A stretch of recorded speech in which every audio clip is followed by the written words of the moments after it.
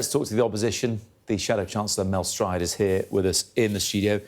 Good morning to you. Good morning, Matt. Big day ahead for you. You've got a speech later on, and it sounds like the soul-searching continues a bit for the Tories. Well, it's an important moment, because what I'm going to be saying this morning is, firstly, that we have to set out a radical rewiring of our economy if we're going to meet the challenges of the future and have an inclusive economy that works for everybody, including young people. What does this mean? That means rewiring the economy. That means inclusive. That means much higher growth, much higher productivity, such as we haven't seen since the global financial crisis of 2008. And it means looking at all the strands that feed into it. So that's the tax system. The tax burden is too high, for example. We need taxes to lean into growth, relentlessly into growth. If you look at the size of the state, we've got 365,000 civil servants before COVID. We've got 515,000 today. That speaks to the bloated nature of the state. We've got to look at skills, education, we've got to look at net migration, we've got to look at our welfare costs that have spiralled out of control, and we've got to look at supply side things and energy costs and lots of many other things. But there's something else I'm going to say, which is to say that of the mini budget back in the back end of 2022, that we made under Liz Truss and Kwasi that we made mistakes. And what we are all about is fiscal responsibility as a party.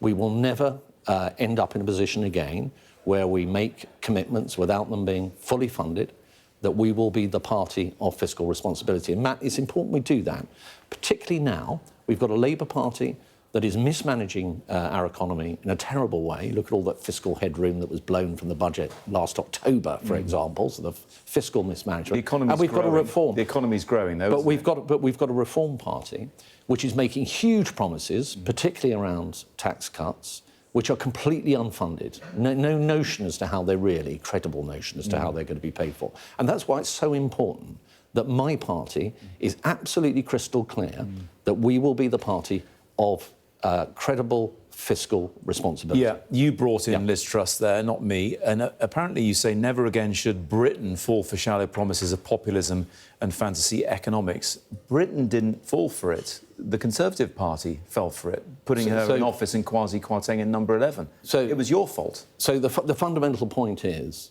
that there was that brief moment in our economic history and our history as a party where we lost sight of something really important and that we've always stood for and we will always stand for going forward. And that is fiscal responsibility, making sure that the numbers add up, never imperiling the public finances through taking a different route. Now, I think part of what happened then actually was great frustration about the rather anemic growth and productivity, certainly since the global financial crisis. And the bloating of the state, which was under your watch. All of those things, and I will say this morning that I think the economy has been fundamentally in the wrong place, probably now for a couple of decades at least, and we need to radically rewire it. So that does talk to lower taxes. It does talk to getting on top of bureaucracy and the size of the state. It talks to many other things. Now, as an opposition, we have the time over the next 4 years to absolutely bottom out the right solutions in those areas.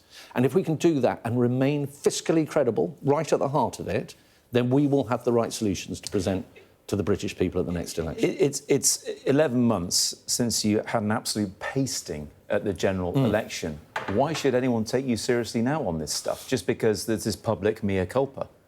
So, no, there is no magic lever that we can pull that's suddenly going to shoot us up to be at the very top of the polls and looking like we're a shoo-in for the next election. That will take time. And we understand that. And as a responsible party, what the electorate has said to us is we want you to be the opposition. So we are holding the government ruthlessly to account. You look at the U-turn on the winter fuel payment, something that has punished a lot of very vulnerable pensioners up and down our country when the government chose to means test it. We have been right at the heart of ensuring that reversal. So we're doing that stuff, but we've also got to do the deep thinking. That's what this country needs, is a different form of economy that's going to work for people in a different way. And you can't do that overnight. There's a different perspective from some, including many pensioners, on those winter fuel allowance, who say it is fiscally responsible not to give wealthy pensioners even more when they don't need it. Plenty say that. So why was that fiscally irresponsible?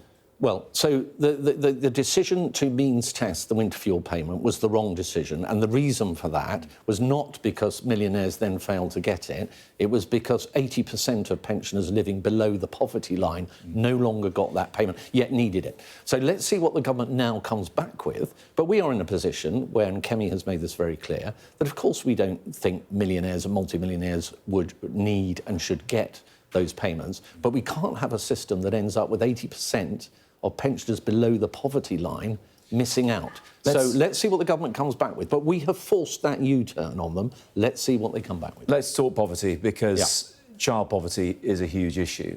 And reform would get rid of the two-child benefit cap. Granted, they haven't said how they pay for that. Well, it's just it looks like promise. Labour might be going in that direction as well, albeit in the autumn at some time.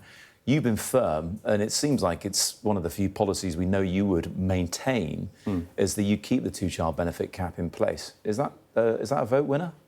I think most people feel it's entirely reasonable that when it comes to taking decisions about the size of your family and whether you can afford a large family rather than one or two children in your family, that is something that people that are not relying on benefits have to take difficult decisions around. And it's not unreasonable to say that those that are receiving benefits shouldn't be subject to You know, sometimes it happens by accident. It's always based on choice and decision making. Look, it's down to people as to how they lead their lives, and there are some exemptions, obviously, to the two-child rule. You might go for a second child and then end up with twins, for example. But you mentioned, yes, and there are ways in which that is handled within those arrangements. But the point that I'm making also is it has to be fair to hard-working taxpayers up and down the country. Now, it costs £3.5 billion a year to maintain. If you were to remove the two-child limit. £3.5 billion a year is a huge amount of money. You've just said that Reform haven't explained how they would fund that. Well, they also haven't explained how they will take, apparently, everybody who's earning up to £20,000 out of income tax altogether cost £50 to £80 billion. That's about a third to a half of what we spend on the National Health Service every year. Where is that money coming from? They would probably argue they don't have to right now, and they were successful in the local elections. No, but if you come up, but this is important. If I came out with a tax commitment to you now, you would be saying, quite rightly, how are you going to fund it? And I'm saying we will always be able to tell you whether you fund it. I think Reform can never tell you. I think a lot of Conservatives would like to know what you think about a lot of things. Where are the policies? It does seem... So, tomorrow, we're expecting Kemi Badenoch to talk about the European Convention on Human Rights and pulling the UK out of that, repealing that in our law. Is that what's going to happen? So, look, I think what Kemi and the Shadow Cabinet and the party recognise is that when it comes to the ECHR and various aspects of our legal system, it is often getting in the way of what the British public expects us to do. So the British public expects us to get on top of illegal migration. They don't expect lots of boats coming over here at cost to the taxpayer. They expect that to be dealt with, and they expect deportations to be facilitated, not thwarted by the courts. Equally, when we reform things in government, they expect those reforms to go forward, for example, in welfare, where we can save billions of pounds and get hundreds of thousands of people back into work and off benefits. They don't expect that to be thwarted by judicial reviews, etc. So what Kemi is saying is we need to take our time in a thoughtful way and look at those issues and decide what changes we should make as a consequence. So we're not going into this with a sort of presumed outcome in mind. We have an open mind about everything, but she's absolutely right to not chase headlines and suddenly make knee-jerk decisions, but to look at it thoughtfully. And Lord Wolfson, who's the Shadow Attorney General, a very brilliant lawyer, will oversee the legal aspects of that commission. But let me push you on that a little bit, Mel Stride. You have an open mind. I think a lot of Conservatives want policy rather than open-mindedness to all these kind of things. Is it going to be the policy, after Kemi Badenoch speaks tomorrow, that the Conservatives will put us out of the European Convention on Human Rights? Will that be what you want to do? So what Kemi will announce tomorrow will be a commission that will look into those issues, and I'm not going to start speculating as exactly what she might be What do you think? Do you think we should pull out of it? I think we should harm other people's human rights as a result? I think we need to look very closely at the implications of any such move in that direction. Yeah. But equally, I do think we need to recognise there are many things that the British public expects us to do that is too often thwarted by legal issues and human rights issues. Article 8, the right to family life, for example, Article 3 as well. And I do think it is now time, in an adult, grown-up way, to look at these things very carefully. There are implications of leaving the ECHR around Northern Ireland, for example. So we do need to look at this carefully. And it's all very well for Reform just to say, oh, well, we're going to do that. You know, we're not going to chase headlines. No. We're going to take the right decisions based on really careful, thorough analysis. Yeah, although you brought up more reform more than I did, it has to be said. Mel Stride, thank you very much indeed. Thank you.